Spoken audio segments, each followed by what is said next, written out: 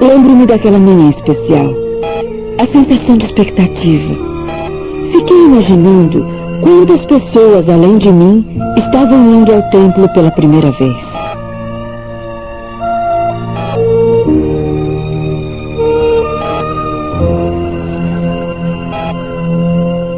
Lembro-me da segurança que senti por ter meu pai e minha mãe comigo nessa experiência nova para mim.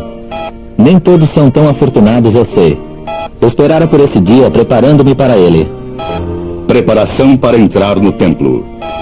Apresentado por a Igreja de Jesus Cristo dos Santos dos Últimos Dias, sob a direção da primeira presidência e do Conselho dos 12.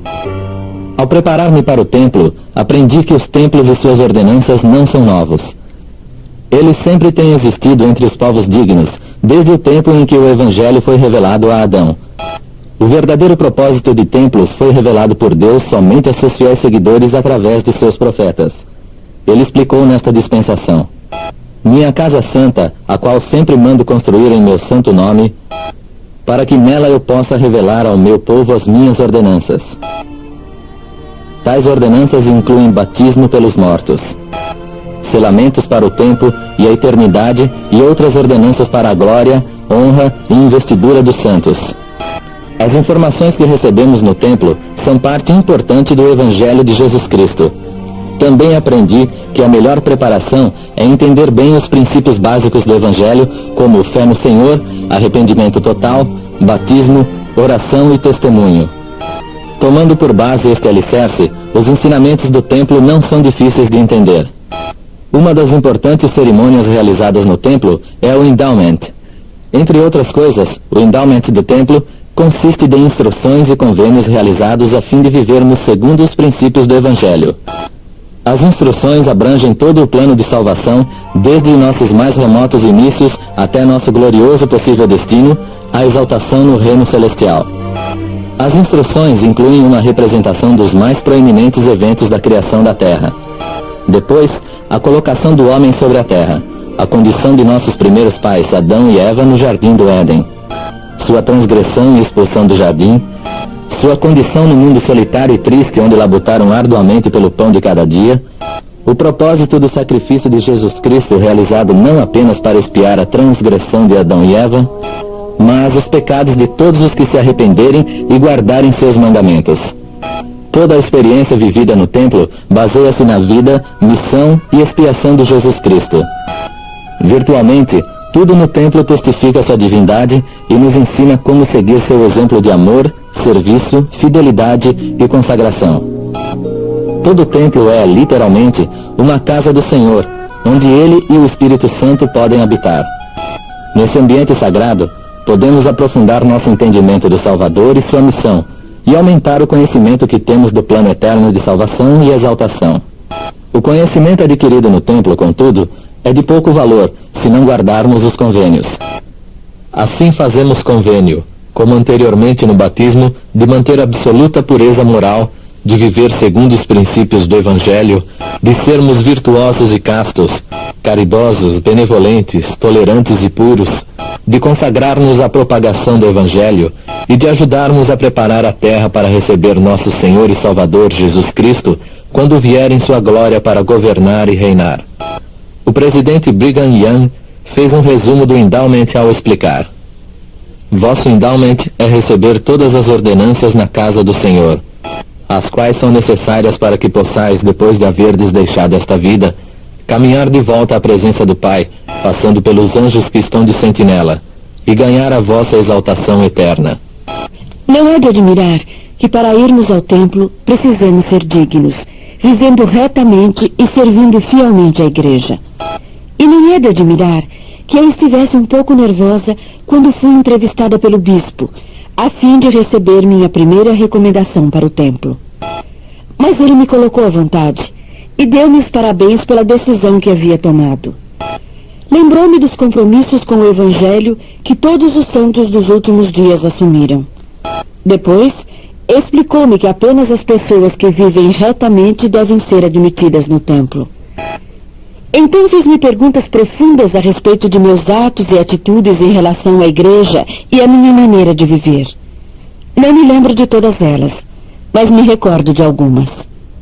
Crê em Deus, o Pai Eterno, e em seu Filho, Jesus Cristo, e no Espírito Santo, e tem um testemunho firme do Evangelho restaurado? Apoia as autoridades da igreja, sejam elas gerais ou locais? Você se esforça por cumprir seus deveres na igreja, por assistir às reuniões sacramentais e outras reuniões, e por obedecer às regras, leis e mandamentos da igreja? Há qualquer coisa em sua conduta relacionada aos membros da sua família que não esteja em harmonia com os ensinamentos da igreja? Paga o dízimo integralmente? Guarda a palavra de sabedoria? Vive a lei da castidade? Há algum pecado ou iniquidade em sua vida que não tenha sido completamente resolvido pelas competentes autoridades do sacerdócio e que deva ser solucionado agora? Você se considera digna, sob todos os pontos de vista, de entrar no templo e participar das ordenanças? Sei que se tivesse respondido mentirosamente a qualquer dessas perguntas, estaria enganando o representante do Senhor e, portanto, mentindo ao próprio Deus. Mas pela conduta bondosa do bispo, também sabia que se por qualquer razão não fosse digna de uma recomendação naquele momento, ele teria sido piedoso, auxiliando-me de todas as formas possíveis a me arrepender e tornar-me digna de entrar no templo. Ele me pediu que acrescentasse minha assinatura dele na recomendação. Dessa forma, nós dois confirmamos por escrito minha dignidade. A seguir, fui entrevistada pelo presidente da estaca. Respondi ao mesmo tipo de perguntas, e ele me deu mais conselhos a respeito de viver o Evangelho. Depois, ele também assinou a recomendação. Se eu permanecer digna, terei permissão de frequentar o templo com a constância que desejar, até que o prazo de minha recomendação expire. Ele me lembrou que a recomendação deve ser renovada a cada ano, sendo eu, então, novamente entrevistada pelo bispo e por um membro da presidência da estaca. Finalmente chegou o dia tão esperado. Levantei-me cedo, a fim de ter bastante tempo para tomar banho, arrumar meu cabelo e vestir-me sem precisar correr. Desejo estar tanto física quanto espiritualmente limpa sempre que for ao templo. Finalmente ia entrar nesse lugar de paz e pureza, onde podia sentir a influência de meu Pai Celestial e aprender mais a respeito do grande plano que Ele tem para seus filhos.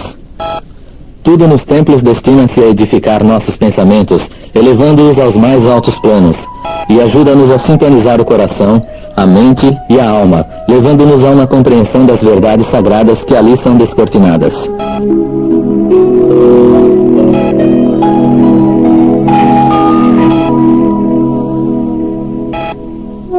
A cerimônia final conduziu-nos a uma sala que representa a glória celestial.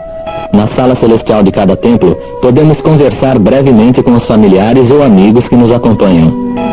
Aqui podemos abrir o coração a respeito de uma experiência que é sagrada demais para ser discutida fora do templo. Aqui podemos orar e refletir sobre os convênios que fizemos de viver de maneira a nos prepararmos para a glória celestial. Vivendo o Evangelho e voltando ao templo para orar por esclarecimento, compreenderei com maior profundidade o significado dos símbolos ali apresentados. Assim como aprendi através do simbolismo, o significado do batismo e do sacramento.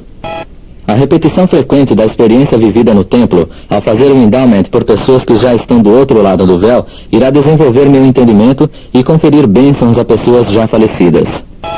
Tenho o privilégio e a responsabilidade de receber o endowment pelos meus antepassados que deixaram esta vida sem ter tido tal oportunidade.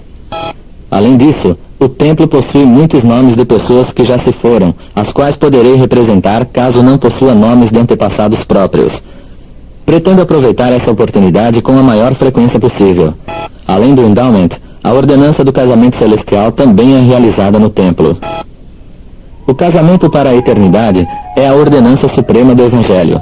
É o início de uma relação sagrada entre um homem e uma mulher, a qual pode durar através das eternidades. Na casa do Senhor são feitos convênios e realizadas ordenanças seladoras, que podem unir um homem e uma mulher para sempre, com o potencial de exaltação no reino celestial. O oficiante que realiza a ordenança foi ordenado ao santo sacerdócio de Deus e recebeu a autoridade especial do presidente da igreja para realizar a ordenança do selamento neste templo. Através de sua autoridade, são prometidas as bênçãos de exaltação se o casal permanecer fiel, inclusive glória eterna e o potencial de estabelecer uma família que continuará a crescer e aumentar para todo o sempre.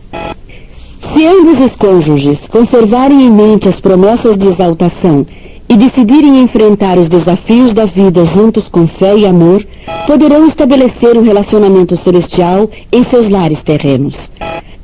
Formarão uma família digna da exaltação, preparando-se assim para o grande chamado da paternidade e da maternidade, através das eternidades.